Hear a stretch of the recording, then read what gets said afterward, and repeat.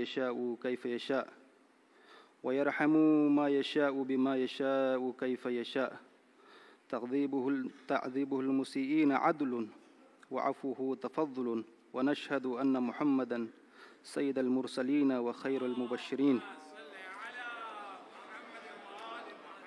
والمنذرين صلى الله عليه وآله الهداة المهديين من ركب سفينتهم نجا واهتدى ومن تخلف عنها ضل فغرق وهوى أوصيكم عباد الله بالاعتصام بالتقوى فإنه حبل متين وعروة وثقى أما بعد قال الله تعالى في كتاب المجيد بسم الله الرحمن الرحيم يا أيها الذين آمنوا اتقوا الله حق تقاته ولا تموتن إلا وأنتم مسلمون۔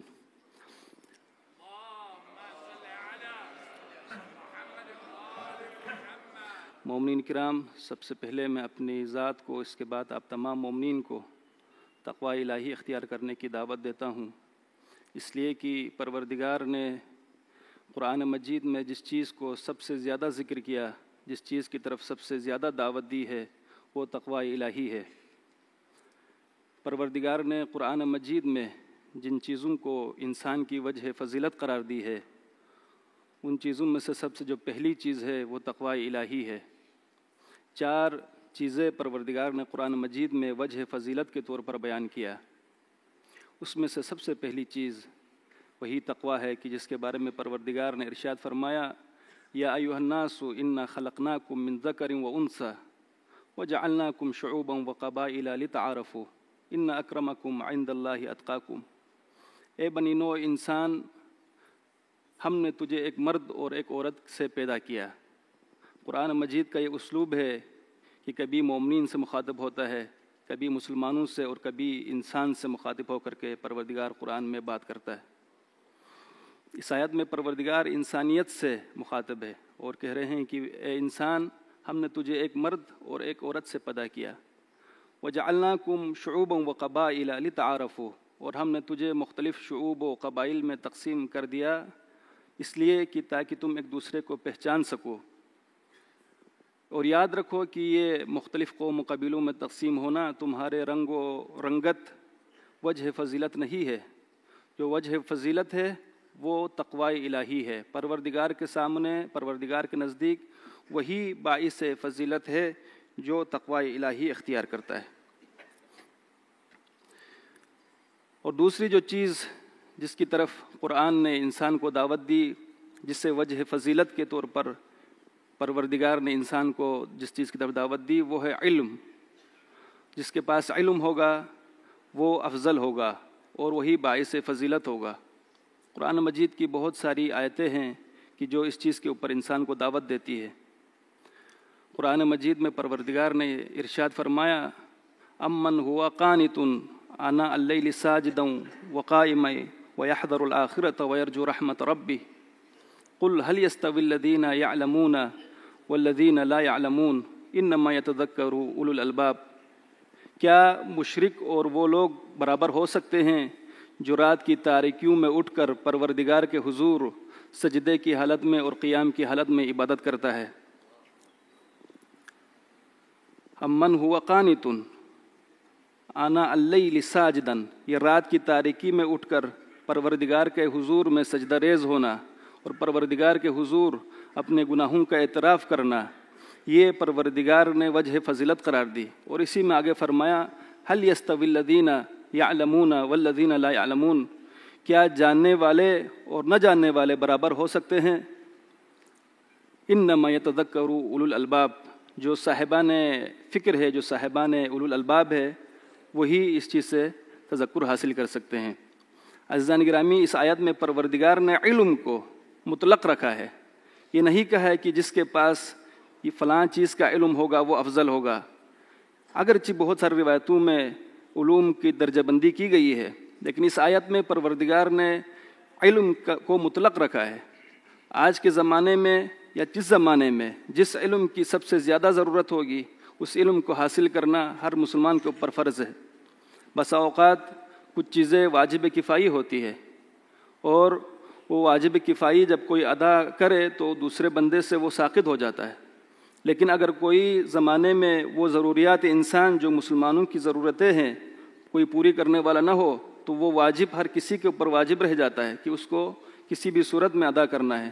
آج کے زمانے میں جس چیز کی کمی مسلمانوں کو ہے وہ ہے علم کی کمی، تو ایک طویل المدتی انداز میں علم پر کام کرنے کی ضرورت ہے اور ان چیزوں کے اوپر کام کرنے کی ضرورت ہے جو انسان اور مسلمانوں کی ضرورت ہے۔ قرآن مجید میں دوسری جگہ پر ارشاد فرمایا پروردگار نے، یا ایھا الذین آمنوا اذا قیل لکم تفسحوا فی المجالس فافسحوا یفسح اللہ لکم وَإِذَا قِيلَ انشُزُوا فَانشُزُوا يَرْفَعِ اللَّهُ الَّذِينَ آمَنُوا مِنكُمْ وَالَّذِينَ أُوتُوا الْعِلْمَ دَرَجَاتٍ۔ یہاں پر بھی اس آیت میں جو وجہ فضیلت بیان کی پروردگار نے وہ ہے علم۔ اے مومنو، جب تجھ سے کہا جائے کہ مجالس میں وسعت پیدا کیا کرو تو وسعت پیدا کیا کرو۔ رسول اکرم کی حیات میں رسول اکرم اپنی مجالس میں بہترین جگہ جو جہاں پر رسول اکرم کا معزز ترین جگہ ہوتا ہے وہاں رسول اکرم اپنے ان اصحاب کو جگہ دیتے جن کے پاس علم زیادہ ہوتا ہے۔ یا ایھا الذین آمنوا اذا قیل لکم تفسحوا فی المجالس فافسحوا یفسح اللہ لکم واذا قیل انشزوا فانشزوا، اور جب رسول تجھ سے کہہ دے کہ اٹھ جاؤ تو اٹھ جایا کرو۔ کن کے لیے؟ والذین اوتوا العلم درجات، جن کو علم دے کر کے جن کے درجات بلند کی گئی ہے ان کے استقبال کے لیے کھڑے بھی ہو جاؤ اور ان کو جگہ بھی دو۔ یہ اس بات کی دلیل ہے کہ پروردگار کے نزدیک ان لوگوں کی عظمت زیادہ ہے جن کے پاس علم ہے، وہ علم چاہے کسی بھی اعتبار سے ہو۔ دو چیزیں عزیزان گرامی ہو گئی وجہ فضیلت کی، اور جو تیسری چیز ہے جسے پروردگار نے وجہ فضیلت قرار دی ہے وہ ہے جہاد فی سبیل اللہ۔ فضل اللہ المجاہدین علی القاعدین درجہ، پروردگار نے جو مجاہدین ہے جو راہ خدا میں جہاد کرتے ہیں ان لوگوں کے اوپر فضیلت دی ہے جو گھر میں بیٹھے رہتے ہیں بغیر کسی عذر کے۔ یہ بات بھی قرآن کے نزدیک ان چیزوں میں سے ہے جو وجہ فضیلت ہے۔ اور جو چوتھی جو چیز ہے جسے پروردگار نے وجہ فضیلت قرار دی ہے وہ ہے صبر۔ رسول اکرم کے لیے پروردگار نے فرمایا وَاصْبِرْ كَمَا صَبَرَ أُولُو الْعَزْمِ مِنَ الرُّسُلِ، اے رسول صبر و استقامت سے کام لیجئے جس طرح سے اولو العزم انبیاء نے صبر کی۔ اولو العزم انبیاء کو اولو العزمی ملی ہے تو ایک وجہ جو اسے قرآن نے بیان کی ہے وہ یہ ہے کہ ان انبیاء کے اندر صبر و استقامت کا جذبہ بہت زیادہ تھا۔ اس صبر و استقامت کے جذبے کی وجہ سے پروردگار نے ان انبیاء کو اولو العزم بنا دیا، اور رسول خدا کے لیے بھی بار بار کہا وَاصْبِرْ كَمَا صَبَرَ أُولُو الْعَزْمِ مِنَ الرُّسُلِ، یا ایھا نبی وَاصْبِرْ وَلَا تَكُنْ كَصَاحِبِ الْحُوتِ، اے نبی صبر کیجئے اور اس صاحب حوت نبی کی مانند نہ بنیے جس نے بے صبری کی۔ وَاصْبِرْ عَلَىٰ مَا يَقُولُونَ وَاهْجُرْهُمْ هَجْرًا جَمِيلًا، اے نبی صبر کیجئے، یہ جو منافقین ہیں جو مشرکین آپ کے بارے میں جو باتیں کرتے ہیں اس کے اوپر صبر کیجئے اور ان کو اچھے انداز سے چھوڑیے۔ بار بار پروردگار نے اپنے رسول کو صبر کی تلقین کی، اور اس رسول نے ہزار مشکلات آنے کے باوجود بھی صبر کے دامن کو نہیں چھوڑا۔ ہر نبی نے جب بھی مشکل آئی آخر میں مایوس ہو کے پروردگار سے امت کے لیے بددعائیں کی، لیکن نبی اکرم محمد مصطفیٰ صلی اللہ علیہ وآلہ وسلم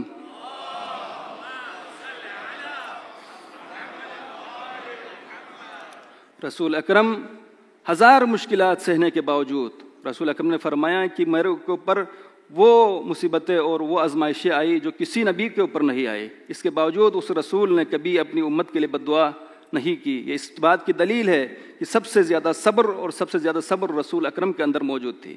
اسی وجہ سے رسول اکرم کو تمام انبیاء اور تمام رسول کے اوپر فضیلت حاصل ہے۔ تو یہ چار چیزیں عزیزان گرامی پروردگار نے وجہ فضیلت قرار دی ہے، اور ہمیں بھی چاہیے کہ اپنی زندگی میں ان چار چیزوں کی طرف ہم خیال رکھیں۔ پروردگار سے ہم دعا کرتے ہیں پروردگار ہمیں اپنی زندگی میں ان امور کو جن کا حکم پروردگار نے ہمیں دی ہے ان کو حاصل کرنے کی پروردگار توفیق عطا فرمائے۔ وأحسن الحدیث قول اللہ عز وجل بسم اللہ الرحمن الرحیم والعصر ان الانسان لفی خسر الا الذین آمنوا وعملوا الصالحات وتواصوا بالحق وتواصوا بالصبر۔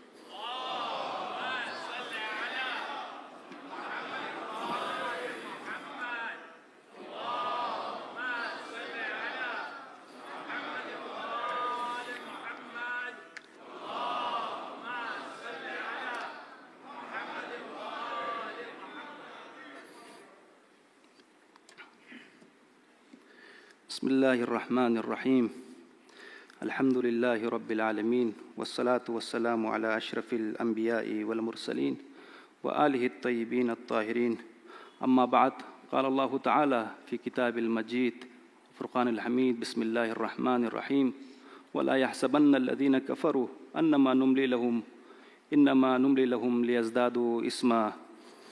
عزیزان گرامی، خطبہ ثانی میں بھی میں آپ کو تقوی الہی کی دعوت دیتا ہوں، اور اس خطبہ ثانی میں کیونکہ میں بہتر سمجھتا ہوں کہ اس خطبے میں اس خطبے کا ذکر کیا جائے کہ جس خطبے کو سیدہ زینب کبریٰ نے یزید کے دربار میں کیا، اس لیے کہ آج جمعہ کا دن بھی ہے اور اربعین کا دن بھی ہے۔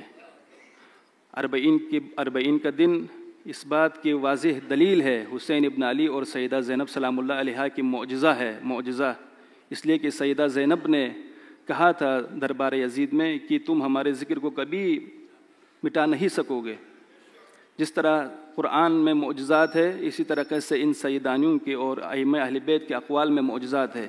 اگر کوئی دیکھنا چاہتا ہے کہ دیکھے کہ سیدہ زینب کی یہ باتیں درست ثابت ہوئی کہ نہیں ہوئی، تو آج جا کے دیکھے کربلا میں کروڑوں انسان حسین ابن علی کے روضہ اقدس پر حاضری کے لیے حاضر ہے۔ اس بات کی دلیل ہے کہ سیدہ زینب نے جو بات کی تھی وہ حق باجانب تھی اور حق ثابت ہو گئی۔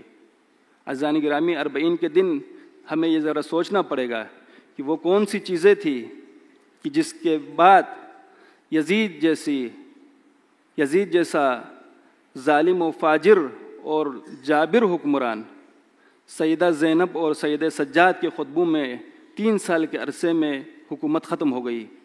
وہ حکومت جو پورے عرب کے اوپر قائم تھی، کتنی جلدی وہ حکومت ختم ہو گئی۔ اس کی وجہ یہی ہے کہ سید سجاد اور سیدہ زینب سلام اللہ علیہا نے شام کے اندر وہ انقلاب برپا کر دیا۔ اب کوفہ اور شام دو الگ چیزیں ہیں۔ کوفہ میں امیر المومنین نے حکومت کی تھی اور کوفہ کے رہنے والوں کے دل میں علی کی محبت تھی اور علی کو جانتے تھے، لیکن شام وہ معاشرہ تھا جہاں بچپن سے علی کے بغض میں لوگوں کو پروان چڑھایا گیا۔ سیدہ زینب نے سید سجاد کو بچا کر شام تک اسی لیے لے کر گئی تاکہ شام میں جو عقائد کی جنگ ہے، عقیدے کی جو جنگ ہے، وہ جیتی جا سکے۔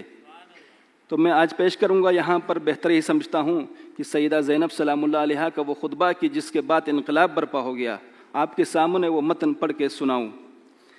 سیدہ زینب سلام اللہ علیہا یزید سے مخاطب ہو کر کے فرما رہی ہے، بسم اللہ الرحمن الرحیم، سب تعریفیں اس خدا کے لیے ہے جو کائنات کا پروردگار ہے، اور خدا کی رحمتیں نازل ہو پیغمبر اکرم صلی اللہ علیہ وآلہ وسلم پر اور ان کے آل پر۔ یہاں سے سیدہ کا خطبہ شروع ہوتا ہے، فرماتی ہے، اما بعد، بالآخر ان لوگوں کا انجام برا ہے جنہوں نے اپنے دامن حیات کو برائیوں کی سیاہی سے داغدار کر کے اپنے خدا کی آیات کی تکذیب کی اور آیات پروردگار کا مذاق اڑایا۔ اے یزید، کیا تو سمجھتا ہے کہ تو نے ہم پر زمین کے گوشے اور آسمان کے کنارے تنگ کر دیے ہیں، اور آل رسول کو رسیوں اور زنجیروں میں جکڑ کر در بدر پھرانے سے تو خدا کی بارگاہ میں سرفراز ہوا اور ہم رسوا ہوئے؟ کیا تیرے خیال میں ہم مظلوم ہو کر ذلیل ہو گئے اور تو ظالم بن کر سر بلند ہوا؟ کیا تو سمجھتا ہے کہ ہم پر ظلم کر کے خدا کی بارگاہ میں تجھے شان و مقام حاصل ہو گیا ہے؟ آج تو اپنی ظاہری فتح کی خوشی میں سرمست ہے، مسرت و شانامی سے سرشار ہو کر اپنے غالب ہونے پر اترا رہا ہے، اور خلافت کے ہمارے مسلمہ حقوق کو غصب کر کے خوشی و سرور کا جشن منانے میں مشغول ہے۔ اپنی غلط سوچ پر مغرور نہ ہو اور ہوش کے سانس لے۔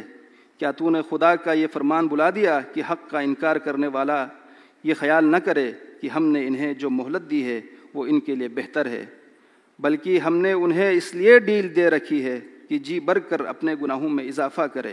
یہاں پر آج کے زمانے کے جو ظالم و جابر حکمران ہیں، جو یہ سمجھتے ہیں کہ ظلم و جبر کر کے وہ اللہ کی جکڑ میں نہیں آئے گا، ان کے لیے بھی سیدہ زینب کا ہی پیغام ہے، تو اپنا جتنا چاہے ظلم کر، تو مسلمانوں کے اوپر جتنا چاہے ظلم و جبر سے کام لے، لیکن تمہارا ذکر، تمہیں جو مہلت دی جا رہی ہے، اس کی وجہ یہی ہے کہ قیامت کے دن تم پر سخت سے سخت عذاب ہو۔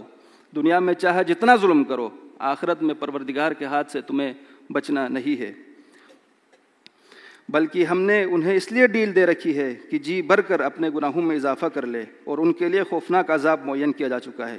اس کے بعد سیدہ زینب سلام اللہ علیہ فرماتے ہیں یزید کی طرف مخاطب ہو کر، یبن الطلقاء، اے آزاد کردہ لوگوں کے غلام بیٹے، کیا یہ تیرا انصاف ہے کہ تو نے اپنے مستورات اور لونڈیوں کو چادر اور چاردیواری کا تحفظ فراہم کر کے پردے میں بٹھا رکھا ہے، جبکہ رسول زادیوں کو سر برہنہ در بدر پھرایا جا رہا ہے؟ تو نے مخدرات عصمت کی چادریں لوٹ لی اور ان کی بے حرمتی کا مرتکب ہوا۔ تیرے حکم پر اشقیاء نے رسول زادیوں کو بے نقاب کر کے شہر شہر پھرایا۔ تیرے حکم پر دشمنان خدا اہل بیت رسول کی پاک دمن مستورات کو ننگے سر لوگوں کے ہجوم میں لے آئے، اور لوگ رسول زادیوں کے کھلے سر دیکھ کر ان کا مذاق اڑا رہے ہیں، اور دور و نزدیک کے رہنے والے سب لوگ ان کی طرف نظریں اٹھا اٹھا کر دیکھ رہے ہیں۔ ہر شریف و کمینے کی نگاہیں ان پاک بیویوں کے ننگے سروں پر جمی ہے۔ آج رسول زادیوں کے ساتھ ہمدردی کرنے والا کوئی نہیں۔ آج ان قیدی مستورات کے ساتھ ان کے مرد وجود میں موجود نہیں جو ان کے سرپرستی کرے۔ آج آل محمد کا معین و مددگار کوئی نہیں۔ اس شخص سے بلائی کی کیا توقع ہو سکتی ہے جس کی ماں یزید کی دادی نے پاکیزہ لوگوں کے جگر کو چبایا؟ اور اس شخص سے انصاف کی کیا امید ہو سکتی ہے جس نے شہیدوں کا خون پی رکھا ہے؟ وہ شخص کس طرح ہم اہل بیت پر مظالم ڈالنے میں کمی کر سکتا ہے جو بغض و عداوت اور کینے سے بھرے ہوئے دل کے ساتھ دیکھتا ہے؟ اے یزید، کیا تجھے شرم نہیں آتی کہ تو اتنے بڑے جرم کا ارتکاب کرنے اور اتنے بڑے گناہ کو انجام دینے کے باوجود فخر و مباحات کرتا ہوا یہ کہہ رہا ہے کہ آج اگر میرے اجداد موجود ہوتے تو ان کے دل باغ باغ ہو جاتے اور مجھے دعائیں دیتے ہوئے کہتے کہ اے یزید تیرے ہاتھ شل نہ ہو؟ اے یزید، کیا تجھے حیا نہیں آتی کہ تو جوانان جنت کے سردار حسین ابن علی کے دندان مبارک پر چھڑی مار کر ان کی بے ادبی کر رہا ہے؟ اے یزید، تو کیوں خوش نہ ہو اور فخر و مباحات کے قصیدے نہ پڑھے کیونکہ تو نے اپنے ظلم و استبداد کے ذریعے فرزند رسول خدا اور عبد المطلب کے خاندانی ستاروں کا خون بہا کر ہمارے دلوں کے زخموں کو گہرا کر دیا ہے اور شجرہ طیبہ کی جڑیں کاٹنے کے گناؤنے جرم کا مرتکب ہوا ہے۔ تو نے اولاد رسول کے خون میں اپنے ہاتھ رنگین کیے۔ تو نے عبد المطلب کے خاندان کے ان نوجوانوں کو تہ تیغ کیا جن کی عظمت و کردار کے درخشندہ ستارے زمین کے گوشے گوشے منور کیے ہوئے ہیں۔ آج تو آل رسول کو قتل کر کے اپنے بدنہاد اسلاف کو پکار کر انہیں اپنی فتح کی گیت سنانے میں منہمک ہے۔ تو سمجھتا ہے کہ وہ تیری آواز سن رہے ہیں؟ جلدی نہ کر، ان قریب تو بھی اپنے کافر بزرگوں کے ساتھ جا ملے گا اور اس وقت اپنے گفتار و کردار پر پشیمان ہو کر یہ آرزو کرے گا کہ کاش کہ میرے ہاتھ شل ہو جاتے۔ عزیزان گرامی، یہ خطبہ سیدہ زینب نے اس انداز سے دیا کہ شام میں انقلاب برپا ہو گیا، اور وہ سیدہ زینب جس سے اپنے بھائی حسین سے وعدہ کر کے گئی تھی کہ بھائی میں کربلا سے کوفہ و شام تک آپ کے پیغام کو پہنچاؤں گی، سیدہ زینب اپنے مقصد میں کامیاب ہو گئی اور شام میں انقلاب برپا ہو گیا۔ مجبور ہو گیا یزید سیدانیوں کو جلد از جلد شام سے نکالا جائے۔ پروردگار سے دعا ہے، پروردگار ہمیں اہل بیت کے تعلیمات پر عمل پیرا ہونے کی توفیق عطا فرمائے۔ پروردگار جتنے بھی ظالمین دنیا میں ظلم و جور میں مصروف ہے ان کو نیست و نابود فرمائے۔ بسم اللہ الرحمن الرحیم، الحمد للہ رب العالمین، اللہم لک الحمد بدیع السماوات والارض ذا الجلال والاکرام، رب الارباب والہ کل معلوہ خالق کل مخلوق ووارث كل شيء ليس كمثله شيء وهو بكل شيء محيط، أنت الله لا إله إلا أنت الأحد الموحد الفرد المتفرد، وأنت الله لا إله إلا أنت الكريم المتكرم العظيم، والصلاة والسلام على محمد النبي الرحمة يد المرسلين، وعلي بن أبي طالب سيد الوصيين، وفاطمة الزهراء سيدة نساء العالمين، والحسن المجتبى حجة الله على الخلق أجمعين، والحسين الشهيد المظلوم وارث أمير المؤمنين، وعلي بن الحسين زين العابدين، ومحمد بن علي باقر العلم الأولين والآخرين، وجعفر بن محمد الصادق الصديق والمقتدى بآياته الصالحين، وموسى بن جعفر الكاظم من الأولين من أولاد النبيين، وعلي بن موسى الرضا من عترة البررة المتقين، ومحمد بن علي الجواد، ولي المؤمنين وعلي بن محمد السراج المنير إمام الخاشعين والحسن بن علي سيد الأوصياء المنتجبين والخلف القائم المهدي المنتظر الحجة بعد آبائه على خلقك المؤدي عن نبيك وارث علم الماضين من الوصيين الذي ببقائه بقيت الدنيا وبيمنه رزق الورى وبوجوده ثبتت الأرض والسماء وبه يملأ الله الأرض قسطا وعدلا كما ملئت ظلما وجورا وعجل لنا اللهم ظهوره إنهم يرونه بعيدا ونراه قريبا برحمتك يا أرحم الراحمين. وأحسن الحديث بسم الله الرحمن الرحيم قل هو الله أحد الله الصمد لم يلد ولم يولد ولم يكن له كفوا أحد.